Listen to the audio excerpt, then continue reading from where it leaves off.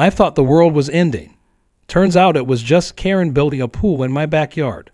That was the first thing that came out of my mouth as I stood barefoot on my porch, coffee spilling down my robe, watching a backhoe tear into the garden I'd spent 3 years perfecting.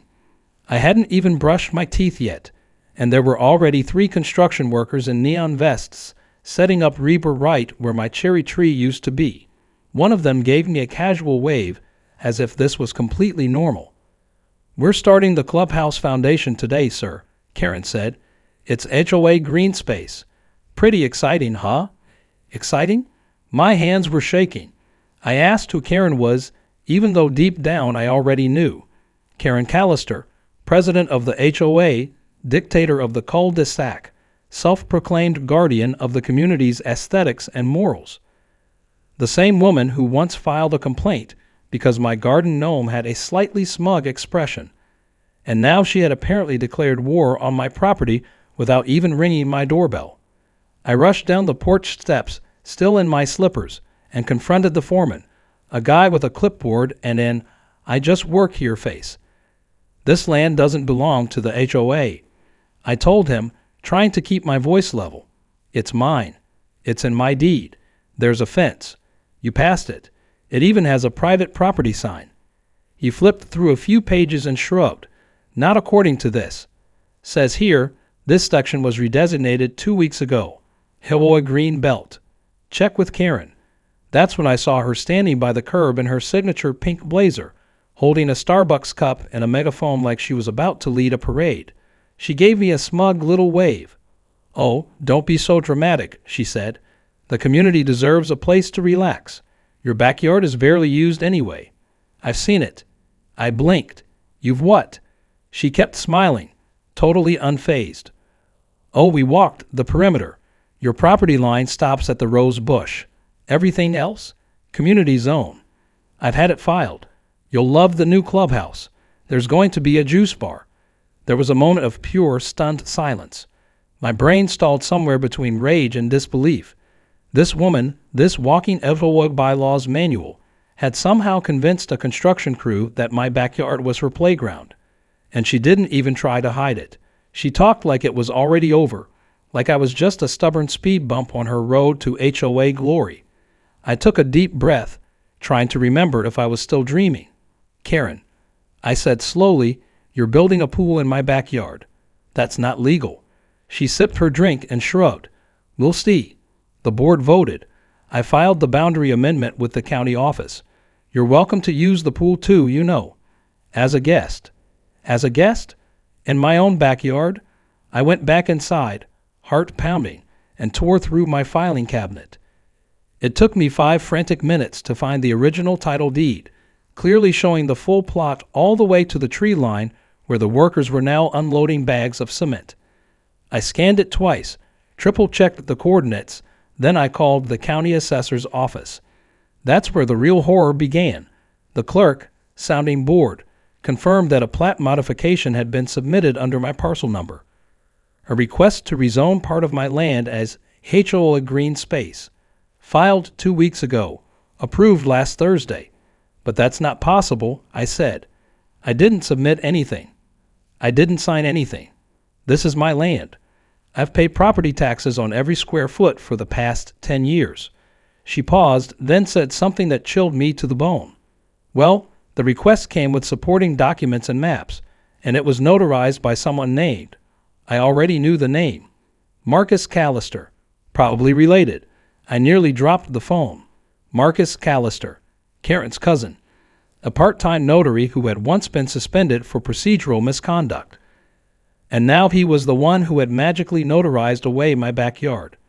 I felt the ground shift under my feet. Not metaphorically. Literally. Because the construction crew had just started pounding foundation stakes into the soil, sending tiny tremors through my floorboards. That afternoon, I stood by the fence, watching my land transform into someone else's fantasy. Kids from the neighborhood were gathering at the edge of the lot, peeking in excitedly. Parents walked over with foldable chairs, waving to Karen like she was hosting a block party. My neighbor Leo gave me a thumbs up. "Nice of you to finally join the community spirit," he laughed. I didn't laugh back. By sundown, a crude outline of a pool was visible, orange cones marking the perimeter, ropes draped over my bushes. A stack of vinyl siding for the clubhouse leaned against my storage shed. My storage shed. I hadn't even been consulted, let alone compensated. I paced like a madman, running through my options. Police? No. Civil dispute. Lawyer? Yes, immediately. But that would take time, and Karen was moving fast. She had a dream and, apparently, zero fear of consequences. Worse, people believed her. She held meetings with PowerPoint slides. She cited fake community surveys. She even printed out a fake community vote tally. It was handwritten, in her handwriting. But no one cared because Karen had what all good tyrants have, confidence.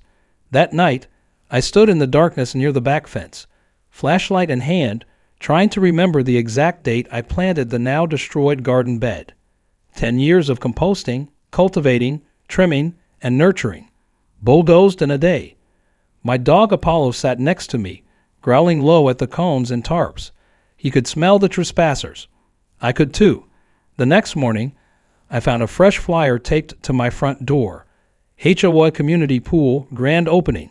2 weeks. Sponsored by Karen Callister, HOA President. Free entry for members. Guests may register at the clubhouse reception. That's when it hit me. This wasn't a misunderstanding. It wasn't a mistake or a zoning glitch. This was theft. Strategic, calculated theft. And I was going to war, not just to get my land back, but to burn Karen's imaginary empire to the ground. Not literally, probably. But first, I needed proof. And I had a feeling Karen's fake paradise was built on more than just bad paperwork. It was time to dig deeper, figuratively, and maybe literally if I could find where those pipes were buried. Because if she thought she could steal my backyard, slap on a pool, and call it community property, she had no idea what kind of homeowner she was dealing with. By the time the concrete mixer arrived, I realized this wasn't going to be a short-term nuisance. It was a full-on invasion.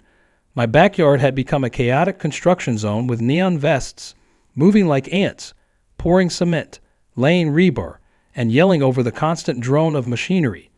The scent of wet concrete and gasoline drowned out the sweet smell of lavender that used to line my garden bed. I stood by my kitchen window, seething, as a jackhammer split through what used to be my strawberry patch. Apollo barked furiously every time a worker came too close to the porch, and I couldn't blame him. They were building a clubhouse, a literal pool clubhouse, on my land, without asking, without paying, without even pretending to be sorry. I tried calling the police that afternoon, thinking maybe a trespassing complaint would scare them off. But when the officers arrived, they looked confused. One of them had the nerve to ask me if I had any paperwork to prove it was my land.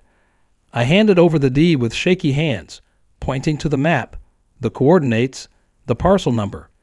He radioed in, waited, and finally came back with a frustrating answer. Sir, it appears there's been a plat revision. You'll have to take this up with the county. It's a civil matter. Karen stood just a few feet behind him, sipping another overpriced drink, nodding like she was supervising her own private security force. He's very emotional, she said sweetly. We're trying to create something for the good of the community. Some people just don't understand sacrifice. Sacrifice? She wanted me to give up half my backyard so her HOA friends could have water aerobics and margaritas. The officer left. The trucks stayed. That night, Karen held a community update meeting at the construction site. Lawn chairs were set up around the future pool, and string lights had been hung between 2 stolen trellises. I stood behind the fence, watching neighbors nibble on cupcakes and sip lemonade, while Karen clicked through a slideshow projected onto a sheet. She spoke with the flair of a real estate agent mixed with a dictator. This clubhouse, she announced proudly, will be the crown jewel of our neighborhood, a place for bonding, relaxation, and HOA-sanctioned events. I nearly choked when she brought up a future plan to add a community sauna. A neighbor asked about permits. She brushed it off. We're handling it internally. Besides, the land was just sitting there. I wanted to scream that sitting land was where I buried my dog Max 15 years ago, where my daughter took her first steps, where I spent quiet evenings tending plants that now lay crushed beneath pallets of tile and chlorine jugs. But the HOA members cheered. Most of them hadn't even read the bylaws. The next morning, a delivery truck arrived with poolside lounge chairs, bright blue umbrellas, and a metal sign that read, HOA members only. Guests must be registered. They propped it up on the edge of my deck, like it was their welcome center. My deck, my boards, my paint. Karen waved at me like nothing was wrong and said, "We'll move the chairs once the concrete cures. This is just temporary." I told her she had 24 hours to get off my land. She laughed. "If you feel that strongly, you can bring it up at the next board meeting." I didn't go to the board meeting. I went to the county clerk's office instead. After 2 hours in line, I finally sat down with a woman named Elaine who looked both overworked and underpaid. She pulled up the parcel record, and there it was, the fake plat revision, newly stamped and filed. There were signatures I didn't recognize, notarizations from Karen's cousin, survey lines that sliced my property like a cake and handed the biggest slice to the HOA. I asked her how this could have been approved without my consent. Elaine raised an eyebrow. Technically, if a neighboring HOA claims unmaintained land as common use and there's no immediate challenge, some municipalities allow fast-tracked reasoning, especially if false documents aren't caught right away. My stomach dropped, so someone can just claim my yard and build on it. She hesitated. Well, if they lie fast enough and build faster, yes. I needed a real break, some crack in their armor, something they hadn't anticipated. I drove home, mind racing, and went through old paperwork late into the night. Tax records, original land survey map, even receipts for the fencing company I'd hired. That's when I saw something I hadn't noticed before, an old irrigation plan included with the deed. The land behind my house wasn't just property. It was designated support soil for an agricultural easement that connected to nearby farmland, meaning it had protected use zoning status, meaning if anyone built on it, they were legally responsible for maintaining the water table and pipe integrity. If they disrupted any of it, even accidentally, they could be fined or sued. I ran outside with a flashlight, pacing out the distances from the irrigation plan. Sure enough, the area where Karen's workers were now digging for what looked like a hot tub was right on top of one of the original underground water lines. One wrong move and they'd rupture it. One small leak and the entire clubhouse would be illegal. The next day, while Karen strutted around the construction site with a clipboard and a Bluetooth earpiece, I hired a drone. Not just any drone. One of those high-res, survey-grade models that could scan the site from above, geotag every new structure, and overlay it on the original parcel map. I uploaded the footage onto my computer and started marking each encroachment in red. It was a crime scene in 4K, every fence they'd moved, every post they'd pounded, every inch they'd stolen. Just as I was finishing up the analysis, I heard shouting outside. Apollo barked. I grabbed my phone and ran to the porch. One of the workers had accidentally driven a metal stake directly through the underground water line. A geyser of muddy water shot 6 feet into the air, soaking equipment, splashing the nearly finished foundation, and sending Karen screaming for someone to shut off the valve. But there was no valve. It was a passive line, one they never should have touched, and it wasn't done flooding. As I stood there, watching chaos erupt across my stolen land, I smiled for the first time in days. They didn't just mess with my backyard. They messed with protected infrastructure. Karen didn't just overstep.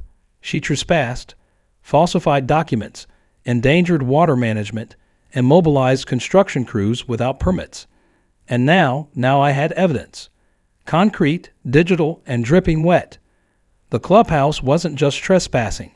It was doomed. And Karen, she had no idea how deep she dug herself into this mess. The morning after the pipe burst, the chaos in my backyard looked like something out of a disaster movie. Water had pooled in uneven pockets around the half-formed pool. Concrete had cracked where it hadn't even cured yet, and the lawn chairs Karen had proudly set up were now floating upside down like capsized boats. Construction workers stood around helplessly, some arguing about who was supposed to check the soil plans, while others just looked ready to quit on the spot. Karen was nowhere in sight at first, but I knew she wouldn't stay hidden for long. This wasn't just a setback for her. It was a full-on embarrassment, and if there's one thing Karen couldn't handle, it was being wrong in public.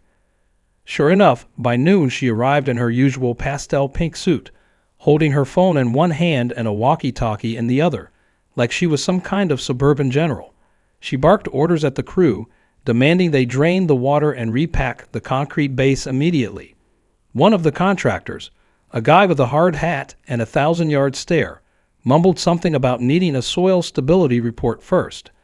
Karen waved him off and called it a minor inconvenience. I stayed just inside my house, watching from behind the blinds, waiting for the moment she slipped up again. It didn't take long. Later that afternoon, I noticed something strange.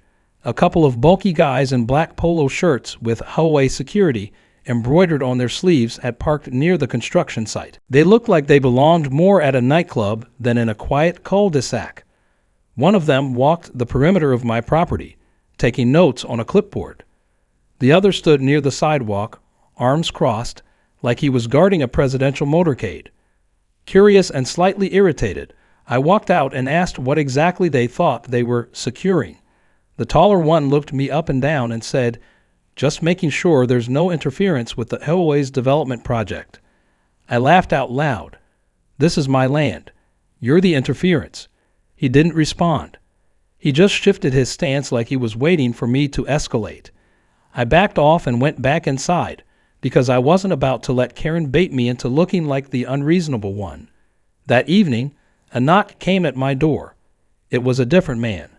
Middle-aged, worn boots, long gray ponytail. He introduced himself as Travis, and to my surprise, he was one of the so-called security guys. He leaned in and said quietly, "We shouldn't be here." Karen told us it was an HOA job, but I looked up the parcel map. She's lying to everybody. That got my attention fast. I invited him in, and over a cup of lukewarm coffee, Travis explained everything. Karen had hired him and his partner from a local freelance security agency. She gave them a fake map of the neighborhood, told them it was disputed land, and said she had full legal authority. But Travis had done some digging on his own, saw my name listed clearly as the property owner, and realized something was off. Even more interesting, he had secretly recorded their initial briefing with Karen. Figured it might come in handy. "People like her always think they're untouchable," he said with a grin. I nearly jumped out of my seat. This was it, the kind of evidence that didn't just show she was wrong. It showed she knew she was wrong and did it anyway. Travis handed over the file, and I spent the next hour sensing it with the footage from my drone survey and my camera log. I was building a case, a real one that wouldn't just reverse the damage, but hold Karen and the entire HOA liable. But first, I needed to file a formal cease and desist. The next morning, I delivered a packet to Karen's doorstep, printed on thick, legal-grade paper. It included the original land deed, a copy of the irrigation easement report, the drone overlay footage, a transcript of the audio recording from Travis, and a notarized statement outlining the timeline of her encroachment. I stood on her porch as she opened the door, her smile freezing when she saw what I was holding. "This," I said calmly, "is a cease and desist. You have 24 hours to vacate the property, or I take you and the HOA to court for damages, trespassing, and fraud." She didn't blink. "You're bluffing." I tilted my head. "Try me." Instead of backing down, Karen went on the offensive. That afternoon, she called an emergency HOA meeting and invited the entire neighborhood. She claimed I was trying to sabotage a community dream, and that I had manufactured evidence out of spite. I wasn't invited to speak, but I didn't need to be. One of the HOA members, a man named Raymond who had always quietly supported Karen, stood up and asked why the county records now showed an irrigation restriction. She tried to lie again, but someone had already pulled up the drone footage on a tablet and was passing it around. Another neighbor, Sophia, raised a trembling hand and said, "Karen, my son fell in that mud pit yesterday. Are you even insured for this?" The tide turned quickly. People were murmuring, doubting. starting to realize this wasn't just an overstep. It was a scam. Karen's smile faded fast. She ended the meeting abruptly, claiming the legal stuff would all sort itself out. That night, I filed the lawsuit. I attached every piece of evidence I had: maps, timestamps, video, audio, records from the county, even photos of the damaged soil and the geyser from the broken pipe. My attorney assured me it was one of the most clear-cut cases of HOA overreach he'd ever seen. Days passed, and something shifted in the neighborhood. People stopped coming around the construction site. Deliveries stopped showing up. The workers began packing their tools and muttering about unpaid invoices. The string lights were taken down. The patio furniture sat abandoned, stained with mud and bird droppings. Karen's SUV remained parked in front of her house, but she no longer strutted around with her clipboard. She had gone quiet. Then one morning, I opened my front door and saw a white envelope on my doormat. Inside was a handwritten note. "We should have listened sooner. Do what you need to do. Raymond." Attached was a folder containing internal HOA emails, including one where Karen admitted she knew the land wasn't technically HOA property, but proceeded anyway because she thought he won't fight back. That sealed it. Her own board was turning on her, and now they were helping me finish what she started. I stood by the fence that evening, Apollo at my side, watching the last of the workers load up their tools. The half-built clubhouse stood empty, sagging at one side where the mud had caved in. I could almost hear Karen's voice echoing in that silence, still trying to convince herself she was right. But the evidence was louder, and the fight wasn't over. The real reckoning was about to begin. The rain came 2 days before the court hearing. Slow at first, then heavy, soaking into the already compromised soil beneath what remained of Karen's clubhouse project. The unfinished pool, lined with cracked concrete and scattered tools, began to fill with rainwater, creating a stagnant, muddy basin. The clubhouse frame leaned more with each passing hour, its wooden supports swollen and warped from the moisture. Karen hadn't been seen outside in days, but her SUV was still parked in front of her house, like a monument to stubborn denial. The rest of the neighborhood had gone quiet. No more lawn chairs, no lemonade stands, no community buzz, just a cold stillness hanging in the air, like the final breath before a storm's full roar. I spent that morning organizing the final evidence package for my lawyer. We had everything now: land deeds, recorded meetings, drone footage, contractor statements, even copies of Karen's emails from the HOA's own vice president. It wasn't just about reclaiming what was mine anymore. It was about stopping her from ever doing this to anyone again. My attorney told me that based on the weight of the evidence and the easement violations, not only was I guaranteed full property reinstatement, but the HOA could be on the hook for extensive damages. Karen, as the acting president and instigator, might be personally liable. Still, I didn't celebrate. Not yet. Not until it was final. That afternoon, as thunder cracked in the distance, I looked out toward the backyard and noticed a few curious onlookers gathering near the construction site. Something was wrong. The dirt had begun to shift, slowly at first, then more dramatically. A long fissure opened near the rear end of the pool, where the irrigation line had been punctured. It wasn't just rainwater pooling anymore. It was groundwater rising, bubbling up beneath the fractured base. The weight of the concrete, the poorly packed soil, and the pressure from days of rain created a perfect recipe for collapse. And collapse it did. With a loud groan and a sickening crack, the entire east wall of the pool foundation buckled inward. The surrounding mud sucked in 2 of the upright posts from the unfinished clubhouse frame, pulling them down with a splash. Karen's HOA sign, once proudly declaring future community pool, HOA members' own lie, was now half buried in brown sludge. A few neighborhood kids gasped and ran off. One woman across the street pulled out her phone, recording the spectacle. The entire structure leaned once, twice, and then toppled like a sad circus tent into the rising water. The crash echoed down the block, followed by a silence so sharp it made my ears ring. I walked out to the edge of my fence, Apollo trotting beside me, tail up and ears alert. What had once been my backyard now looked like the aftermath of a swampy war. But oddly enough, I felt no sadness, no rage, only clarity. The land had fought back in its own way. It had rejected Karen's arrogance, her lies, her vanity project.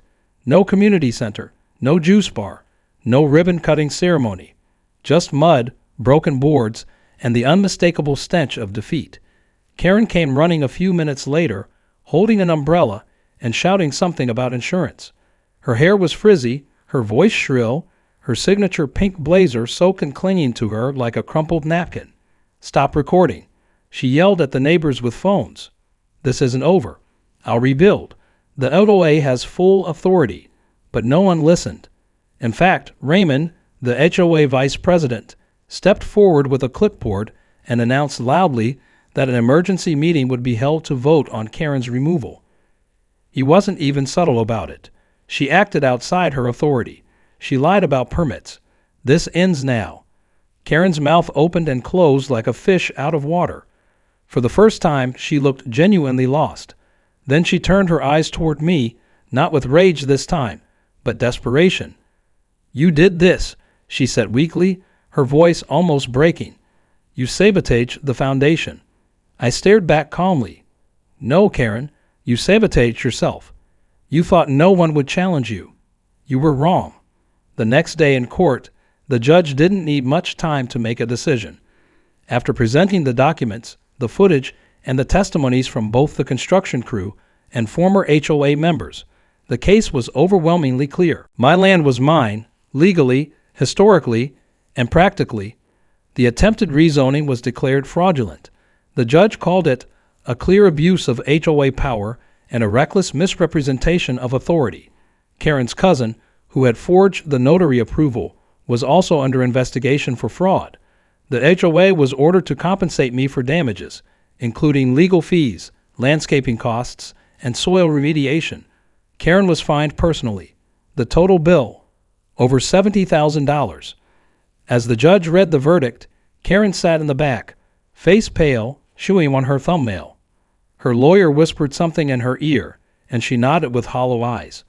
The illusion of power she once carried like a crown had crumbled, just like the mud-soaked clubhouse. After court, as I stepped outside, neighbors approached me one by one, apologizing, thanking me, shaking my hand. People who had once cheered at HOA meetings were now openly admitting they'd been misled. Even Leo, who had laughed about community spirit, said he should have spoken up sooner. I didn't hold grudges. Not now. Not when the fight was over. 2 weeks later, the HOA dismantled what was left of the clubhouse. Trucks came to haul away debris, and the construction zone was cleared under court order. The signpost at the edge of my property was replaced, not with an HOA sign, but with a custom one I had made. Simple wooden board, carved in bold red letters. Private property. Unauthorized projects will be demolished. Apollo and I stood beside it as the final truck rolled away. The ground was messy but healing. Just like me, Karen's house went up for sale shortly after. Rumors flew around the neighborhood. Financial strain. HOA lawsuits. Her cousin throwing her under the bus. She didn't hold any more meetings, didn't send out any flyers. The once feared queen of the HOA had gone radio silent. A few neighbors said she moved in with her sister. Others claimed she tried to start a new HOA in a different subdivision, but was rejected immediately. I didn't care. Wherever she went, she wouldn't be stealing land again anytime soon. That weekend, I hosted a quiet backyard gathering.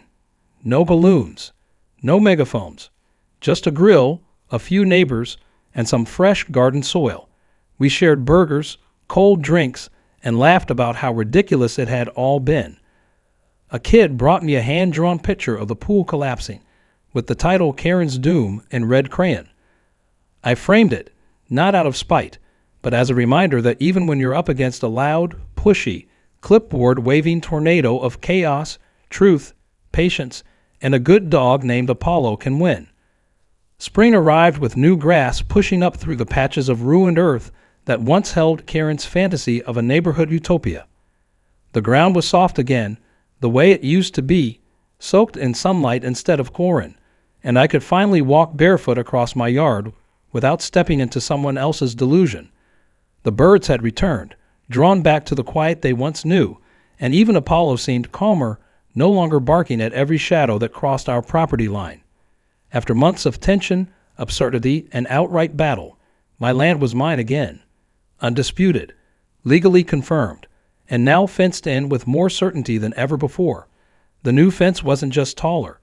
It was reinforced with thick posts and anchored deep, lined with a few well-placed signs that left no room for misinterpretation. One read, "Private property." Another, more humorous, said, "No pools, no clubhouses, no Karens." Most people chuckled when they saw it. A few looked nervous, unsure if the joke was meant for them. But no one crossed it. Not anymore. The HOA, now under Raymond's reluctant leadership, had gone radio silent since the verdict. No flyers, no emails, no emergency meetings. They had pulled back, licking their wounds and trying to figure out how they'd been steamrolled by the very system they claimed to represent. The power vacuum left behind was palpable.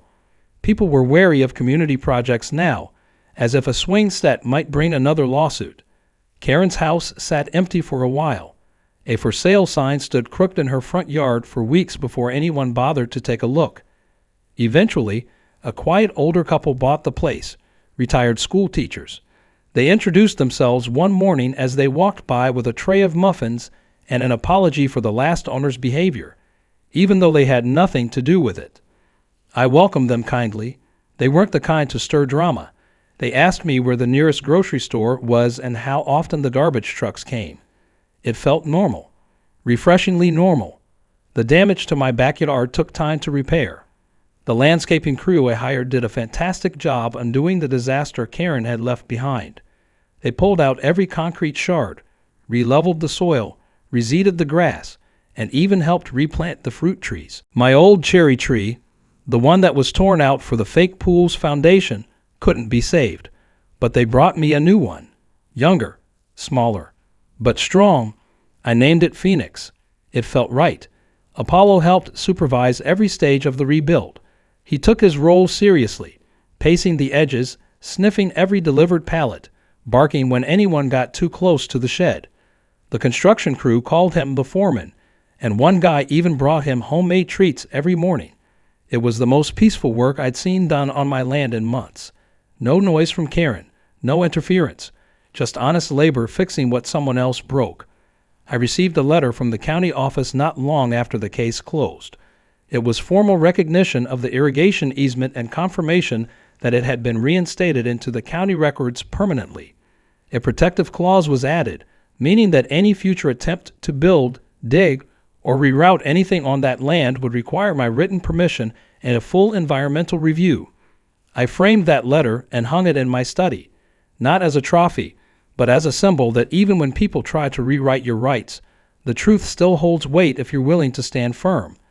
The real surprise came a month later, when a local news station contacted me. One of the reporters had heard about the court case, the HOA overreach, and the dramatic collapse of the unauthorized clubhouse. They wanted to do a feature on homeowner rights and use my case as the focal point. I agreed to an interview, figuring it might help others avoid what I went through. When the segment aired, it opened with drone footage of the flooded construction zone, followed by a clip of Karen mid-tantrum, shouting, "You can't evict the HOA." The internet did its thing. The video went viral overnight. Suddenly, I was being contacted by people from all over the country. Some shared stories of their own HOA horror stories. Some asked for advice. And one man from Arizona even offered to send me a plaque that read "Property Line Warrior." I declined the plaque, but I appreciated the sentiment. The most touching message came from a woman in Georgia who said watching my story helped her fight back when her HOA tried to fine her for planting a vegetable garden. She won. She said I gave her the courage to say no. That made it all worth it. I eventually did something I hadn't planned. I hosted a neighborhood barbecue. No agendas, no flyers, just burgers, lemonade, music, and an open invitation. Not everyone came. Some were still embarrassed they'd supported Karen. Others probably didn't want to talk about it at all. But many did show up. Raymond came too, bringing a folding table and a large bowl of potato salad, like it was a peace offering. He and I talked for a bit. He admitted he should have questioned Karen sooner.